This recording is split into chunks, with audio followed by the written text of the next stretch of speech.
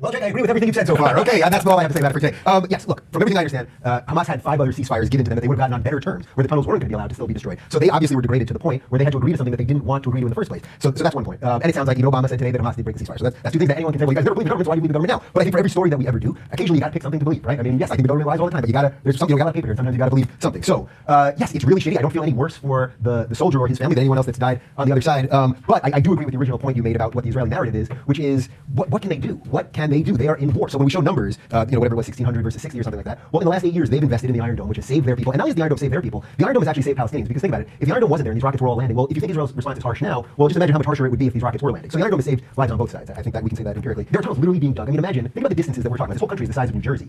So imagine if from where you live to the studio, which is not that far, 6-7 miles, people were digging tunnels. Now again, we can go to the who's right, who was there first, all of that. But what would any democratic nation do? What would any society? What their job is to protect their civilians. And as Jimmy and I were talking about before, this may not ultimately in the long term. Maybe this won't be good for Israel because maybe they're breeding many more Hamas-like people. So I think that's a legitimate argument. I think if there were tunnels, right, we start bombing schools. I think that's what you do. Well, no, but what would you do? I think so. That's my opening piece. Right. So that's great. So that's a legitimate question. So let's take it one at a time. First of all, quick correction. He doesn't have a baby at home. The soldier that was captured. He's engaged, and so but you just relate to him more when you hear things like that.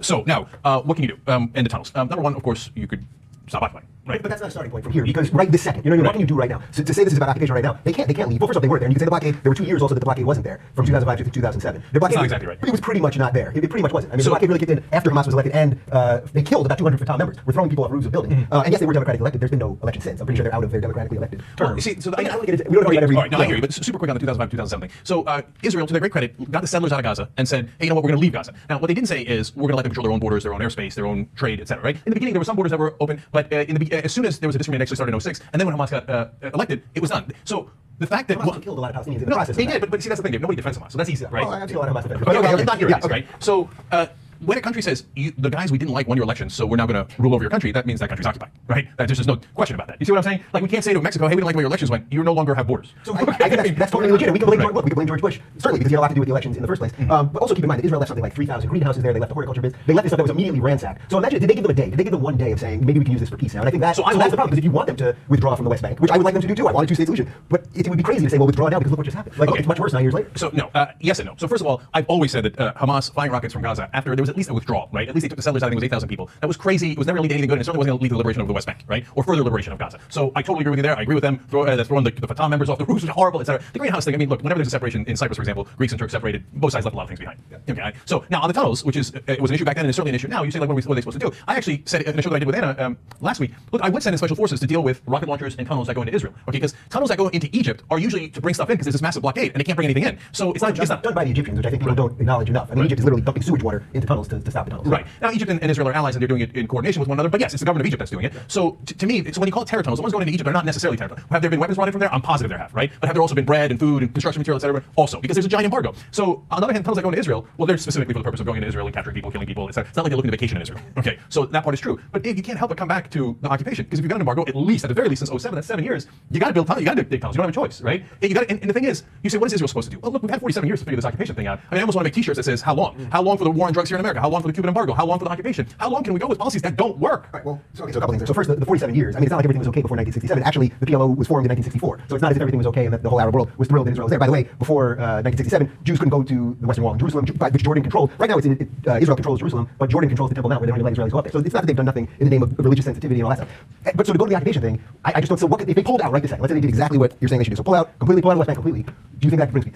I do. And so I don't think that it magically changes everybody's opinion overnight. I don't think that it magically makes 100% of Palestinians go the path of peace, right? And then my guess is there will still be some knuckleheads or even some groups that are firing rockets and we'll all be incredibly frustrated, etc. But yes, the original sin is occupation. If you cure the root problem, eventually you are 1,000 times more likely to get peace. Here's how I know. Here's what, let me just say one last thing about that, Dave, sorry. Here's what I know how we're never going to have peace if the occupation continues. So you can't, unless Palestinians all say, like I just saw Planet Apes, right? Dawn of the Planet. They all do this and they say, that's it, we're beaten, and we know we're conquered people. You just do whatever you like to us. Which, like, of course they're not going to say that. So we're never going to have peace as long as there's an occupation. Right, so I agree with the heart of what you're saying. I agree with it as an academic exercise. I agree with what you're saying. The occupation should end.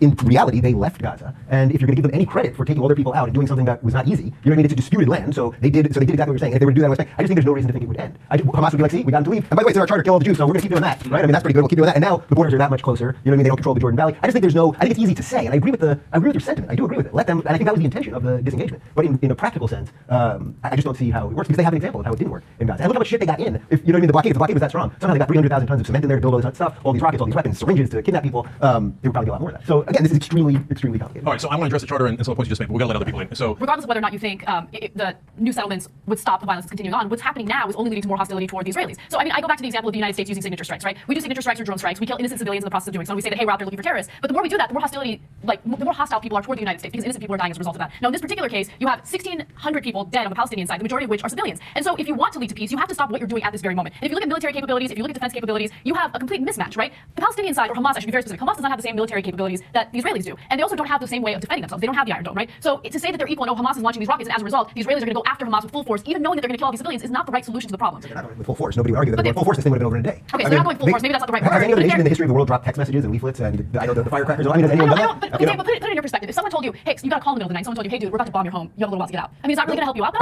I think that's perfectly legitimate. But if there was a guy that was, if we're arguing that they have rudimentary rockets that aren't doing anything, there was a guy doing it right next to my house, then there's a problem. I mean, that's just reality. That's not, you know what I mean? That's just reality. If Hamas was bombing Israel, like giving warnings all along and killed 80% of civilians, my guess is that Israel would say, well, they're trying to hit military targets and they just happen to hit. So they say, no, they're damn terrorists. That's why they hit 80% of civilians. I mean, what do you mean they're trying? No, I'm saying if the roles were reversed, if Hamas killed 80% of civilians and killed hundreds of Israelis, that's what they're trying to do. No, I know, I know. But I'm saying is, if the roles were reversed and Hamas is doing exactly what Israel did, they're saying, hey, by the way, Israel's going to bomb you, and look at we have incredible firepower, and we bombed you, right? And we killed 80% of civilians, but that's okay because we didn't intend to kill civilians. I don't think Israel's response would be, oh, you're right, it was a good effort. You know, I know you were trying to mainly hit our rockets and you killed 80%. No, they would say bloody terrorists, right? Well, it's a sucky situation. It sucks for the civilians. I have great sympathy for the civilians. If you look at every single one of my tweets, I've not said one bad thing about Palestinian people. They have the same right to self-determination as I think the Jewish people have, as the Turkish people have, the Irish people have, and everybody, Armenian people, and everybody else. How is that for peace? I just think that whenever you have a battle plan that includes bombing schools where you know children are, bombing UN safe houses where people who are already displaced because of the shelling are there, and you say you're going to bomb them, they ask you, can you please give us a few minutes to get these innocent people out? You say no, you bomb them anyway. That's murder. That's not a war. That's a murder on purpose. Okay, so there's no defending that. And so when you're doing that, you have to stop that right away before you can find a solution. You can't just keep murdering children on purpose with military-grade weapons only made for the battlefield. You're dropping them on neighborhoods. And so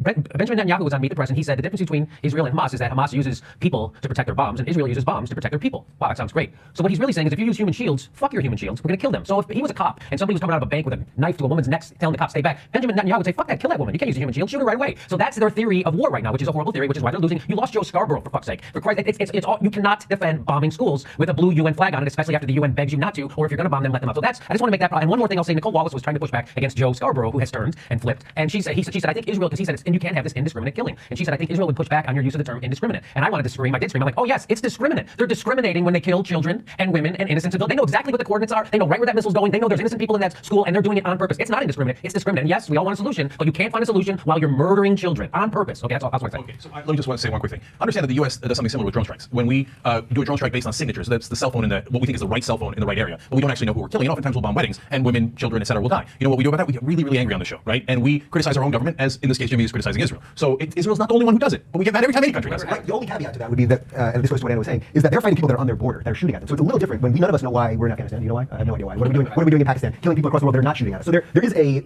fundamental difference when people are shooting at you and have used suicide bombers and are trying to tunnel under you and all that. There's a tactical difference than what we're doing, which is going across the world. So you know what I mean? To do things. I mean, none of us can explain Afghanistan war, our longest war ever in 10 years. Can I just jump in before I forget my point? I agree with you on that, right? I understand that if you feel like someone poses a threat, you want to fight back. But at the same time, you have to really think about what the end goal is. So if you genuinely want peace, you genuinely want a two-state solution, you don't go at it by doing the tactic that's going to lead to civilian deaths. And what they're doing right now is only leading to more hostility. That's the point that I'm making. You genuinely care. You have to change your strategy. And for some reason, right now at this very moment, the strategy is not changing. If anything, the Israeli government with Benjamin Netanyahu continue to justify their actions, and they continue to make statements like, "Oh, we don't want to do it. They're making us do it." Hamas wants dead Palestinians. It is completely obvious, and it's sad. And they're holding them hostage. If the Palestinian Authority, so to Anna's point, why is Netanyahu so weak that he's being controlled by Hamas? Well, what can he do? I don't work for the Israeli government, so I'm not here to defend everything they do. The images are awful. And yes, as we get into a time now where you can see these images constantly, it makes it all seem worse. But it's also it's unequal because you can also be living in terror. And I don't think you can blame the Israelis for not having enough of them dead for defending. You know what I mean? No, there is when people show the numbers. I'm not saying this is what you're doing, but there's this constant thing where everyone shows the numbers, and they go, well, see, so the Israelis must be wrong because look, there's only 60 of them dead. But I think what they're saying there is not to not protect your people, but don't kill 80% of civilians. So to Anna's point, that doesn't really help your cause. It turns the world against you, right? And then on top of that, it is not really. I mean, what people are worried about is what Jimmy said, that it is discriminatory, that they're doing it on purpose, that they're not such an incompetent army that they're accidentally killing 80% of civilians. They're doing civilians. It's sad. That they're doing it on purpose to terrorize the Palestinians into submission.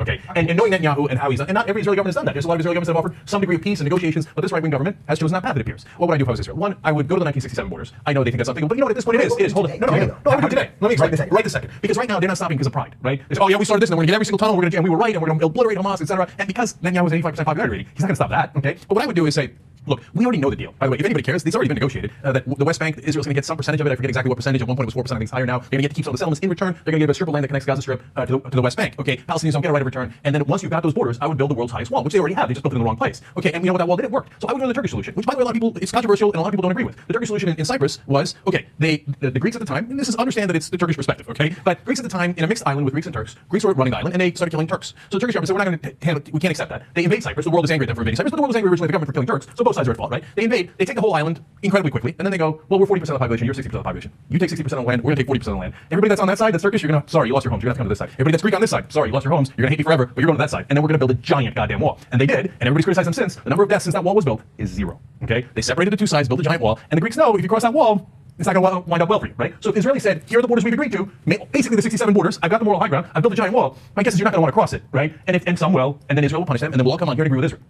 Okay, well, first, I mean, they've had 2 offers. The 2000 offer that Ehud Barak made, which is in Bill Clinton's book, 90% of everything that you just said. That's what they offered. And Arafat said no and made no counterproposal. Then they did it again in 2008. Ehud Olmert made offer 97% with a certain amount of right of return. They were going to split Jerusalem far beyond whatever they're going to get now. And Abbas just didn't even show up to the meeting the next day. So I think that's partly, that goes into the Israeli psyche of, look, we pulled out of Gaza, look what happened. We've made offers, look what happened. So I think these things don't just happen in a vacuum. I think that, again, academically, I have no arguments with anything you said. I think in practice, it's a lot harder. And then I also think that, just to say that the 1967 thing, I think there's plenty of people, they weren't happy that Israel was there before 1967. So we shouldn't pretend that that's the case. Right, so that's the final thing I'll address. So look, I think you make a fair point, and it's nearly impossible to determine who's right and who's wrong in the negotiations, right? So Israel's foreign minister in 2000 said, I would have rejected those terms if I was Palestinian. And he said it was slanted towards us, and they didn't do the wrong thing. Now maybe he's wrong, right? And everybody's going to say, and Abbas is going to say, no, the terms were ridiculous, that's why I didn't show up, etc. And Abbas, everybody acknowledges a real partner for peace overall, right? So yes, if he was running Gaza right now, this would have been happening. Right. That's so, but when you say they were right or we were right on negotiations, that's impossible to determine. So it's a fair point when you say they walked away, and they would say that it's fair to say that no, the Israelis made a bad offer. Okay. So on the issue of the charter and them hating Jews and wanting to kill Jews and stuff, people constantly say, but they want to kill all of us. Yeah, but number one, they don't have the capacity to do that, so it's theoretical. Whereas the killing that's happening in Gaza today is real. Those are real people that are dead. It's not theoretical, it's practical, right? Number two, every people that is oppressed, and whether you agree that they're oppressed or not, they certainly believe they're oppressed, says every time I want to kill them all. If Texas was occupied by Iran, what would the good people of Texas say? I want to kill every Iranian on the planet. Wouldn't they say that? Yeah. Right? That doesn't mean that if Texas were to get unoccupied, they would actually kill every Iranian on the planet. So they might, right? Yeah. But so I don't want to give them that capability. Okay, I don't want to test that out. Okay, but that's not a good excuse for. So let's occupy them what to the end of time? Because at some point, if they get strong enough, they might want to act on these theoretical things that they have said. And at the same time, don't get me wrong, Hamas is a bunch of idiots. Take that out of your charter. Not only is it immoral and unethical and wrong and the least progressive thing you could possibly think of, it's also stupid and counterproductive. Because all Israel has to say is, I can't let these guys go. If I let that guy out of my open air prison, he's going to kill me, right? And it's a very effective argument. So Hamas is stupid. So we all acknowledge that as well. Okay, Steve, you got a question? All right. So my question is this: how many Hamas members must hide in a school here in LA versus bomb that school? How many? I don't think we bomb that school under any circumstance here in the U.S. So if we had 100 Hamas members hiding at my kid's school and they were firing rockets from my kid's school into Beverlywood, you think the U.S. government would bomb that school? They would not bomb that school. And I would fight like hell for them to not bomb that school. Even if my kids were killed by the people who were sending those bombs from that school. Bombing schools is just wrong, period.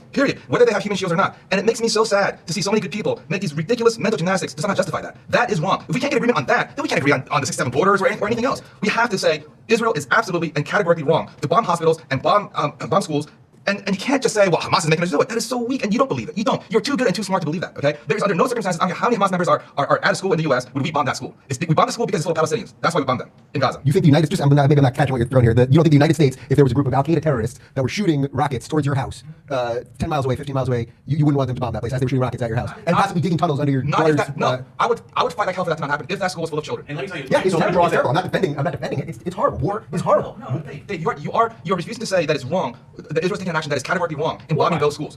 That is wrong. The war crime. You can't say that's murder. That's not war. That's not war. You keep saying war is horrible. That's not war. That's murder on purpose. Those people don't have defense. The UN guy called the Israeli army, begged them to let the people leave that building who were seeking shelter. They said no, they killed them. That's murder. That's not war. That's not. I understand that Hamas is probably wrong, right? But still, I'm not saying that Hamas is right or Israel's right or how to solve this conflict. I'm saying that tactic is a war crime. It's murder. It doesn't solve problems. It makes things worse, and you shouldn't defend it because you kind of are. I don't know that I'm defending it as much as I think it's easy for all of us to sit here and tell a country under attack what to do. Yes, it's very easy for you to tell people not to kill children in school with a blue UN flag. It's really easy. It doesn't take any thought. You might have a more difficult time. I say, what's wrong with you? You might have a more difficult time discussing that if it was your family that was being attacked. No, that's not right, Dave. Okay, if my family were murdered by Hamas and they want to murder me too, but they're holed up in a school, I wouldn't want to bomb that school. I would just not want to bomb that school. And I don't believe either of you. Intellectual exercise about what we would do in a theoretical situation. I would not bomb school with several hundred kids who didn't kill my kids. All right, I understand it. Let me add a couple notes here. One, let's understand that the schools are not being used as schools right now. They're used for refugees who are innocent. Okay, they're not all kids. They're their families in there. I don't think it makes it any better, but just I want to be clear on it. And they found rockets in the schools. And the UN has admitted there's video of it. No. They found rockets in empty UN buildings. They've never found a rocket in ones that were actually bombed. I thought there were no empty buildings because they needed all the buildings. No. I mean, I read that maybe the news organization that reported that could be wrong. But my reading of that from several sources was the UN turned in rockets that they found in empty buildings of theirs. They said we didn't do this. And by the way, they turned it into Hamas. Hamas, they say they don't know who to turn it into, right? So I understand your point, but the ones that got bombed did not have missiles in them, okay? So there's never been any report of that. So, but look, let's keep it real because it is real. It's not theoretical. If there were, in Steve's scenario, if they were fighting Hamas, Al-Qaeda, whoever was fighting from Mexico, and they were fighting from a Mexican school, America would bomb that school, okay? As long as there was Mexican kids in it. If there were American kids in that school, America would not bomb that school. You know it, everybody knows it, okay? Now, it doesn't make what America does right. No, it would be just as reprehensible, and I would agree with Jimmy and Steve and everybody who's mad at it. Like, don't kill those Mexican kids, even if those rockets are coming towards my family, okay? I can't have you killing those Mexican kids, right? Now, in this situation, you know, I know everybody knows that if inside that UN protected school, which is for refugees, okay, you had Israelis, you know that Israel would not bomb. Yes, war sucks. Right. So they're saying we are willing to bomb that refugee building because there's Palestinians in there and not Israelis, and we don't care as much about them. Well, in war, nobody cares as much about the other side as they care about theirs. Okay, and so that's, Yeah, and so I I think a lot of people that- think that's a fair point. And a lot of progressives, I'm getting the sense, and I agree with, is that we think we should do better than that. Whether we're the U.S., whether we're Israel, I think that we we- should care about civilians. Of course, in the of middle course. war. There's rules to war. But there aren't rules of war. There aren't really rules of war. We can all intellectualize the rules of war, but there aren't really rules of war. Hamas, everything they do is against all the rules of war by shooting from civilian areas at civilian areas. So they're doing a double war crime. But I don't believe that there's no rules to war. You know, that's not real. Again, it's an intellectual exercise. And terrorists. I want to do that. Okay, look, guys, we got last thing. Okay, yeah, there are only rules of war when one side is much stronger than the other. So I agree with both sides here. So let me explain what I mean by that. When it's an actual existential threat, we've seen what the U.S. has done. We dropped 2 nuclear bombs on civilian populations in Japan. We firebombed Tokyo. We firebombed Dresden. We kill civilians in mass because war is war, and we had to win and they had to lose, right? The problem is when there's an imbalance of power, and the U.S. goes into Iraq, and it's not an open question as to who's going to win. We're going to win, so we should try to minimize civilian damage because it's not existential for us, and we know it, and we know we don't have to kill those civilians. That's a choice we're making. And the same goes for Israel because Israel is infinitely stronger than Palestine. No, so I'm with you on the first part of that, but it is existential for them. I think this is the part. See, that I totally disagree. They have Hezbollah has 40,000 rockets facing them. They've got a civil war in Do you Syria. think Israel could possibly lose? You know, I think anything is possible. The history of the Jewish people is a pretty painful history. A lot of No people question, didn't but you know So I think Netanyahu that's would press that button so quick. Press what button? The nuclear and nuke Lebanon, Lebanon, Iran, whoever he's got to nuke. I mean, I think first off, I think that's an insane argument because you don't nuke the people next door to you. This is, you know what I mean? Like, I just think that's not really. But I think when you have enemies on all sides of you with weapons all pointed at you, that it is an That's existential. the thing. And I don't blame you, Dave, because everybody gets into, like, it's hard to escape your identity. So it's the same with me. Look at how I skewed the Turkish Cyprus thing, like the Turks are all the heroes, but I'm sure the Greeks would disagree, etc. Right? I mean, you ask my dad, good Turks, rational, progressive, etc. Now, in your case, there's a very good reason why you think it's existential, because throughout history, it has been existential for Jews. They have been wiped out in mass. They almost got wiped off the planet. So it's understandable that you would be nervous about that, right? So very understandable. But it is not the current state of affairs. Israel is infinitely stronger than its neighbors. It has the backing of the United States, which is the greatest military ever built. It is inconceivable that Israel would actually be in danger without us rolling in every piece of equipment. We had to obliterate the entire neighborhood. So think about what you just said, and then acknowledge the fact that for the last month they've had about 5 million people almost every night going into bomb shelters. Every night. So they're infinitely more powerful. And then at the same point, they can't use the infinite power because everyone says that's immoral. And they've had to have their people be in bomb shelters the entire time. So it doesn't quite shake out in that regard. They're not. Yes, they're infinitely more powerful because yes, if there was another war where 7 Arab armies attacked them, like in 1948, yes, I guess they could drop a nuke on. They couldn't do it on Lebanon because it's too close. But, you know, so I guess some of that makes sense. But a lot of this is just intellectual, not in reality. It is an existential threat. When you're surrounded by all countries that want to kill you, and a lot of them have a lot of weapons, and as ISIS is marching through Iraq at the same exact time. I mean, these are real things that are going on. So I think take it as a whole. Yes, Hamas is an existential threat, but as the whole argument, this is a lot of people that don't like them, and it kind of sucks. And so it's impossible to And that doesn't deny, I think what Steve's point is that having civilians die is horrible, and no one is defending that. And that's what I'm saying. I'm not sitting there. I'm not a war planner, and I'm not sitting in a country that's under attack. So it's Right. So we got to end it there. And look, no, because it's 4 against 1, and I think Dave did a great job of defending that position. You agree or disagree with whoever you like, but understand also that this was skewed. This was not 2-on-2. It was 4-on-1, and I think it took a lot of courage for Dave to come in and answer all these questions. So I want to thank him for that. The state of Israel must control the security of all the land which is west of the Jordan River. That is a truth that I'm saying to our friends, the Americans, and have also blocked an attempt to force upon us a reality which will hurt the security of Israel. Prime Minister in Israel must be able to say no, even to the closest of our friends. Yeah. So first on Netanyahu, I was led to believe that from the river to the sea was a genocidal phrase. In fact, I've condemned that phrase. I condemned it when Palestinians use it. I'm now going to condemn it when apparently the terrorist Netanyahu uses it, saying that he's going to do a genocide and ethnic cleansing from the river to the sea. That's my understanding of the phrase, from the river to the sea. You just heard it with your own eyes and your own ears. You heard him, okay, and you saw him. So now it's not just him. Ben Gvir, the national security minister, says that they're going to drive the Gazans out. Now it all makes sense, actually. Why they start in the north? What led them to believe there was more Hamas in the north? And what I said on the first day, which is why wouldn't they just go to the south? They've got tunnels. They just go. So what's the point of destroying the south, north? You destroy the north first. You push them into the south. Now they're destroying the south. They haven't slowed down at all. Biden asked them to slow down. Biden's the weakest man in the world. We'll get to that in a second. So now their new plan is, driving them to the Sinai Desert. And now he's making it clear. And he says 2-state solution, no way. And so there'll be no Palestinian state. That's not a partner for peace. That's not an ally. He says we get to say no. That's true. They're an independent country. They can say anything they like, right? We also get to say no. It's unconscionable to send them any money. $3.8 billion so that you could do genocide and ethnic cleansing? No, hell no. I mean, look, if they start driving them into the desert, I'm considering stopping paying taxes. I don't want my money going to ethnically cleanse people. I thought we said never again. What is this?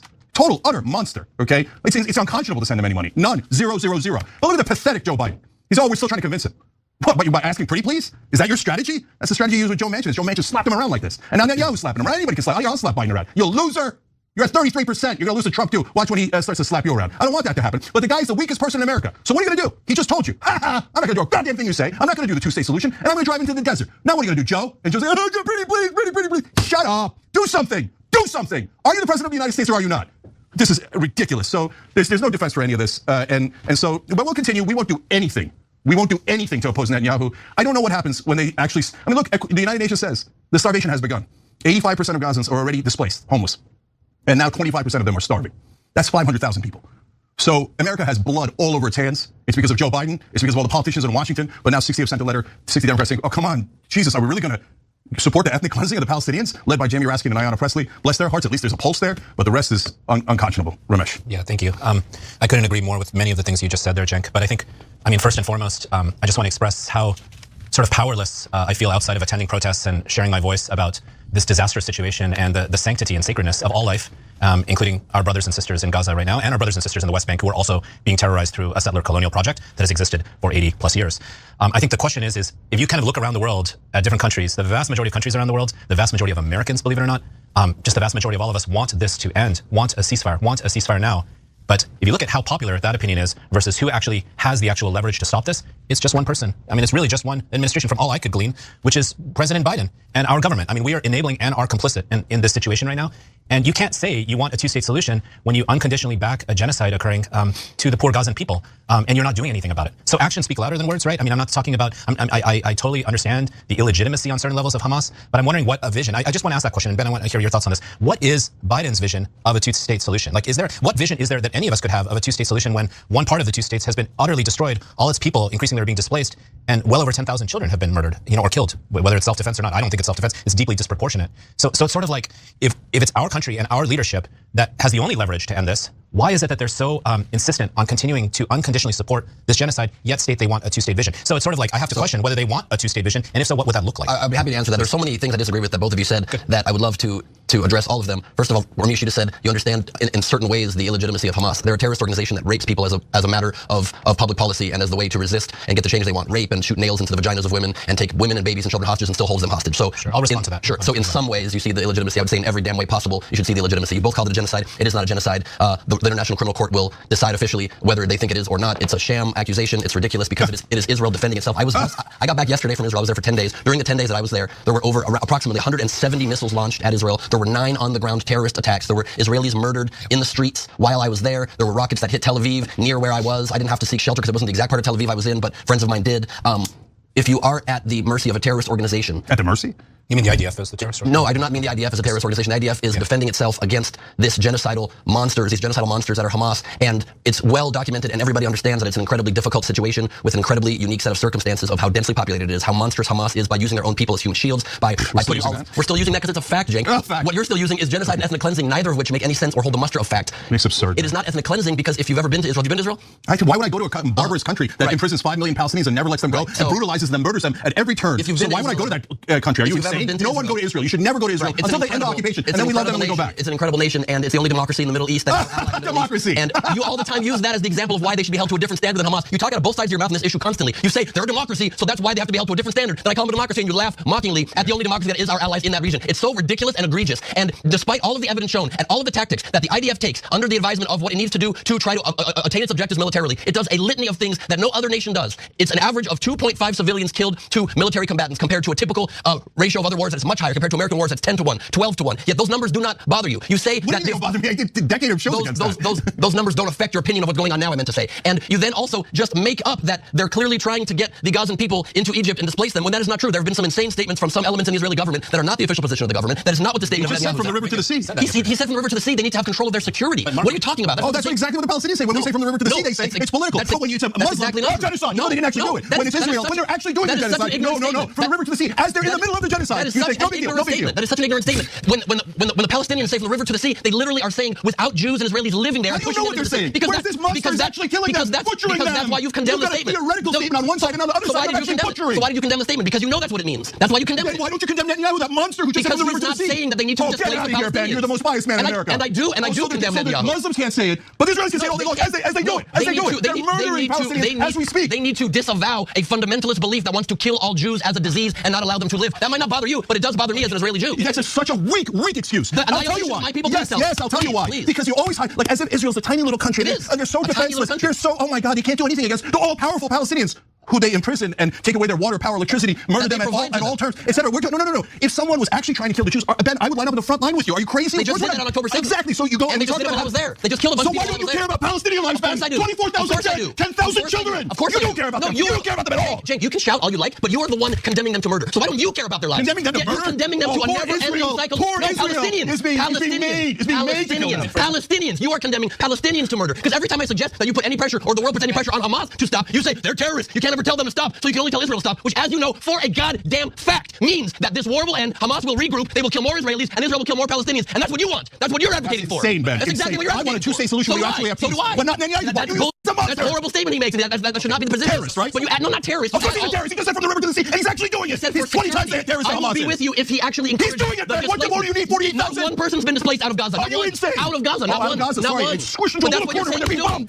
That's what you're saying he's doing. Why doesn't Egypt allow any refugees? Because that's a displacement. No, voluntary displacement, like happens at every war. At the beginning of voluntary. Did you just say that was a voluntary displacement? What was? No, the possibility of going into Egypt would be voluntary. Like in the first month of the Ukraine-Russia war, 5.9 million people were allowed in, but for some reason, the Gazan people's neighbors, their fellow Muslims, don't allow them in. Not one person. They condemn them to death. That's the ethnic cleansing when you drive them from their homes. During war, temporary displacement. One thing. So Ben, you and I agree that we have no support of, or we agree that the Netanyahu government is extremist and is disproportionately violent. Do you agree with that? I agree they are extremists, and I agree they are not a partner for peace, and I do not agree they're disproportionately. I agree with that. No, let's proportion is not a standard used in war. You try to win a war. No, it's not. That's what war crimes are all about. That. No, it's not. I'm curious how there can be a future with a government that has absolutely no interest in its. There needs to be an election. There can't be. But and how can that future even come to be when both the U.S. is unconditionally backing and the Netanyahu government, because it has so much leverage, because we're not doing anything, is doubling down on its extremist policies. Blinken is saying there needs to be two states.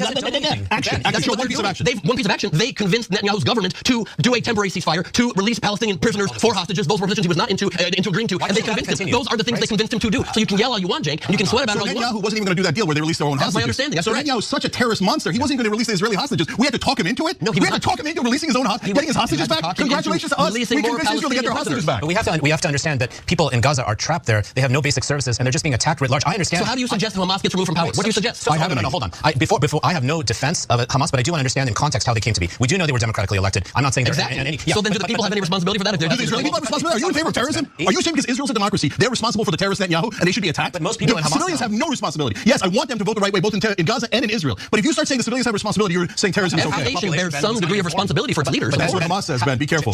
Half the population in Gaza was not even born when these folks were elected. All they've known is a world of cages and deprivation and education that makes them want to kill Jews as well. I don't know how much of this is education. Gaza is an open air prison, right? You wouldn't agree with that? I mean, it's blockaded. I mean, it was next to impossible in the times I've spent. I've been in the Sinai, so not in Israel, like full disclosure. But in the only way you were invited in there many times. Oh no, I was invited to Gaza. Who cares about being there? We can all read. We all have eyes. No, it's not about that. It's about trying to understand the situation and condition within which Palestinians are living, and trying to just sort of have some compassion for that. I'm not calling you anything. You've noticed. I appreciate it, nor am I you, but I have tons of compassion for them. But I've been trying to explain forever these terms that get thrown around, despite as many times as you and I debate about this, Cenk, and you don't have an answer to this. And the next time on, you still say ethnic cleansing. It is not ethnic cleansing if the 2 million Arab Palestinians in Israel proper are treated with full rights. It is simply the existential threat coming from the government of the people in Gaza. If you can't separate that, you can't ever have an intelligent conversation about it that's going to ever evolve. Okay, hold on. He's addressing me. So, Ben, look, we've yelled at each other. We've said nasty things about each other, including in this segment. But let's be clear, okay? So when you say that it's not ethnic cleansing to drive 85% of the people of Gaza out of their home, that sounds ludicrous. You might think it sounds fine, and Israeli supporters might think, oh yeah, I got 100 talking points, and it sounds great to us. But the rest of the world, I know you don't believe me, but the rest of the world goes, that's not ethnic cleansing? What the hell is ethnic cleansing? If driving 85% of people out of their homes, destroying 70% of the buildings, punishment, right? and now destroying the graves, which is the next story we're going to get to. So if that's not ethnic cleansing, I don't know what your definition of ethnic cleansing is. While trying to remove Hamas, who you will admit fortifies itself in every bit of buildings. I was just there. I spoke off the record for over an hour to battalion commanders who explained that in 80% of homes they go into, there are weapons found, there are Hamas properties found there, tunnels under all kinds of homes. Did you get to speak to Gazans who are suffering? No, I wasn't able to get into Gaza. I did go to the West Bank. I did go to the West Bank.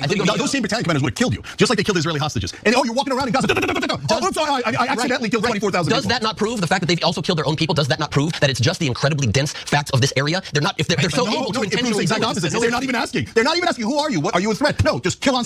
Oh, damn it! It was Israelis. We meant to murder Muslims. God damn it! We made a mistake. I'm so happy for you that you've never been in war and never had to deal with the decision of in the moment trying to decide. Against shirtless guys, cowards, terrorists. Shirtless guys. They asked them to take their shirts off to make sure they didn't have suicide belts on them. The Israeli hostages. They had no shirts. They had a white flag, and the IDF murdered them because they thought, oh, good Muslims, let's kill them. Oh, damn it! It was Jews. We didn't mean to kill you guys. We only meant to murder Muslims. And I just visited wounded troops in a hospital in Israel, a hospital that is still treating Palestinians who are wounded as well, as they always do, because Israel actually acts with morality in what it does. And even when trying to take precautions going into areas, this young man was shot, two that I spoke with, shot in both legs while his commander was murdered sitting there in the field when they're trying to go. He was a commander in the battle. He died in battle. Right. Okay, now is that terrorism too? Being what? You killed in battle? Is being killed in battle terrorism? Like you're saying he was murdered, he was killed in battle, right? Well, which terms are you going to use? Because you're calling a murder on one side, someone call a murder on the other side. No, murder is civilians. When you murder civilians, right? Not when you kill soldiers. Sure. Okay, anyway, it's a small point. Keep going. Sure. So these people are trying to stop an existential threat that has continued forever. Do you think that only the Israeli people should suffer in fear forever? No, do you think? absurd, Why do you laugh at that? Why do you laugh at that? There were 9 terrorist attacks while I was there. That's okay with you to continue forever? So how does it stop? So how does it stop? Ramesh, you go, and then I got to tell her how it actually Look, I understand, and I understand where you're coming from, Ben. I mean, and I also don't claim to have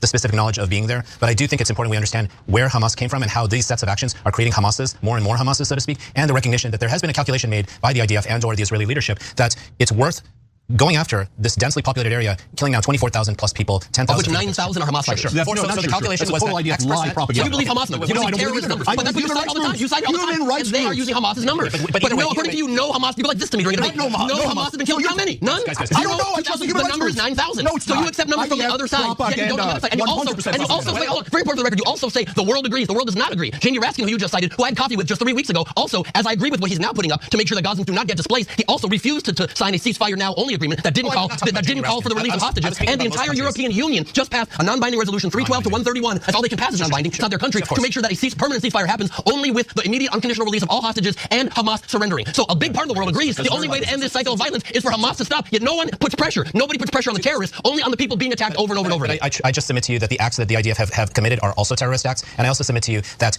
there's been a calculation made that it's worth killing this many civilians to get this many Hamas members, whether it's your stats or Cenk's stats. War is terrible, no.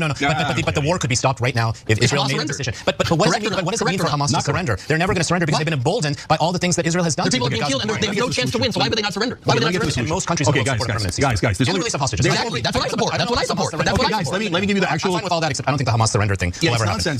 We should be allowed to kill Israelis forever, and then you just let me say what the damn answer is. Okay, look, guys. There's only one way to this ends. Number one, America has to put tremendous pressure on Israel. Take all the money away instantly. Number, and you take the Palestinian Authority and you put them in Gaza and say, hey, they just got you a state. The problem is many Gazans don't respect the Palestinians. I know. Hold on. Hamas will throw them off rooftops again, like they did in 2007. Listen. No, Hamas, of course, is going to fight Palestinian Authority. That gives you a sense that maybe you could do a deal with the Palestinian Authority. And so will they try to throw them off rooftops? Of course, but that's why the Saudis, the Jordanians, the Americans all have to help the Palestinian Authority establish that authority in Gaza. And to your point, Ramesh, will they have credibility going in? No, because right now they look like they work with the occupiers in the West Bank. But if they were able to deliver a Palestinian state, then they would have the credibility to be able to do the deal. To live in dignity, in peace, with medical care, with health care. Of course they do. So every human being should have that right? Yes, that's what we should protect.